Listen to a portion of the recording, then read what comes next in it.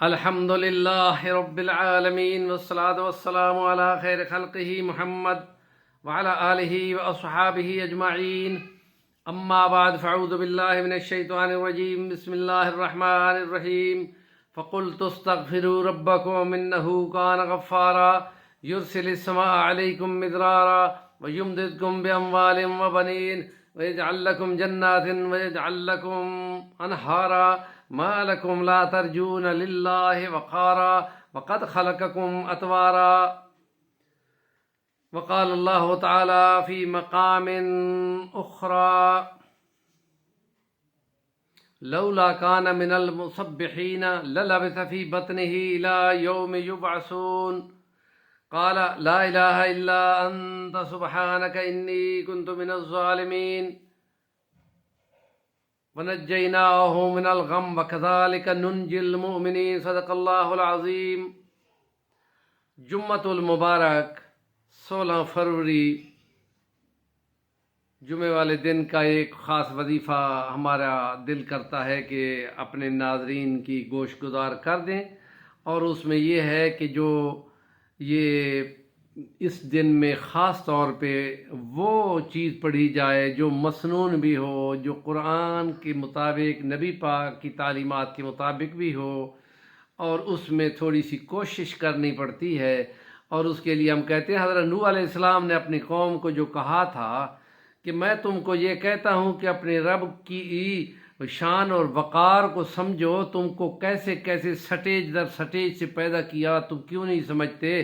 اور بس تم نے اپنے گناہوں کی توبہ کرنی ہے. پھر دیکھو کیسے وہ بادل بھیجتا ہے، اور کیسے وہ تمہارے باغ و بہار کرتا ہے، اور تمہاری نہریں ہوں گی اور تمہارے باغات ہوں گے، اور پھر تمہارا مال ہوگا اور تمہارے بیٹے پیدا ہوں گے، اور کثرت مال اور کثرت اولاد بہت ہوگی. شکرانے بولنا نا. تو پھر اس کے ساتھ ہی حضرت یونس علیہ السلام مچھلی والے پیغمبر کی ایک تسبیح کا ذکر ہے کہ ہم کہتے ہیں کہ تسبیح جب پڑھی جاتی ہے تو اس کے مشکلات اور مصیبتیں اور عذاب ٹلتے ہیں. یہ تسبیح کی ایک خاص شان ہے تو وہ بھی استغفار. اللہ فرماتا ہے کہ اگر اس پیغمبر نے اس وقت اگر تسبیح نہ بولی ہوتی تو ہم اس کو اسی کی جو مچھلی کا پیٹ تھا اسی کو ان کی قبر بنا کر قیامت کے دن اٹھاتے. لیکن ہم نے اس کو اس سے نجات دی کہ اس نے تسبیح بولی کہ پاک ہے تیری شان اور تیری خدائی کہ تیرا کوئی شریک ہو، میں غلطی کر گیا، اے خدا تو ہی الہ ہے کہ تیرا کوئی شریک نہیں، اور میں غلطی کر گیا، مجھے معاف کر دو. تو پاک ہے کہ تو غلطی کرے، یا تو پاک ہے کہ تیرا کوئی شریک ہو. خدا کو پسند آیا اور فوراً مچھلی کے منہ سے ان کو نکلوا دیا. اور پھر یہ ساتھ قرآن نے کہہ دیا کہ کذالک ننجی المؤمنین، مومن اگر کسی مشکل میں پڑیں گے تو ہم ان کو بھی نجات دیں گے. نبی پاک صلی اللہ علیہ وسلم کی تشریح کی طرف جائیں کہ اللہ کا قرآن نبی پہ اترا ہے. نبی پاک صلی اللہ علیہ وسلم نے فرمایا کہ یہ جو دعا ہے یہ دعا ہے حزین حزن والی دعا ہے، غم سے نجات کی دعا ہے. جو بھی اس کو پڑھتا ہے اللہ اس سے نجات دیتا ہے.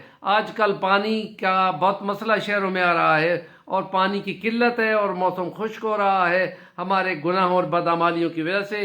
امانتوں میں خیانتیں بہت چل رہی ہیں، اور کاروباروں میں دھوکے چل رہے ہیں. اس سے خدا تعالیٰ ناراض ہوتا ہے، اور امانتیں جن کے اہل کے سپرد کرنی ہیں وہ نہیں کی جا رہی، اور ان کے ساتھ دھوکے کیے جا رہے ہیں. تو اس کے لیے ہم کہیں کہ اللہ بارش اتارے گا. یہ بولو لا الہ الا انت سبحانک انی کنت من الظالمین. علماء عرب کہتے ہیں کہ اس میں پہلے ہے توحید، دوسرے میں ہے تسبیح، اور تیسرے میں ہے توبہ استغفار. اور توبہ استغفار کا مطلب ہوتا ہے کہ وہ جو گناہ ہیں ان سے توبہ بھی کرو، معافی بھی مانگو، اور پھر پلٹ کے اس گناہ کی طرف نہیں جانا.